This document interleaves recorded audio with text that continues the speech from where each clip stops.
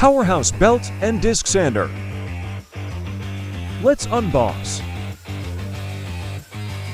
Belt and disc sander. Sand table workbench.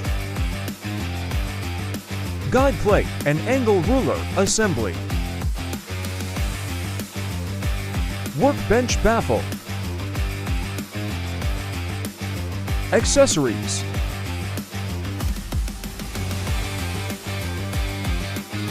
User manual. How to assemble this power tool. Position the sand table workbench on the base in front of the sanding disc.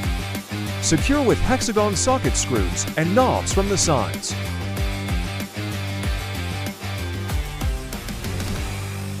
Attach the guide plate and angle ruler assembly and hand tighten.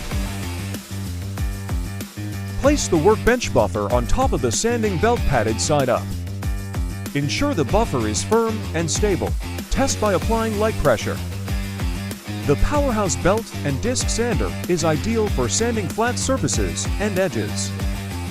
You can also shape curves and small parts using this power tool. Its dual action sanding is best for smoothing surfaces with precision control.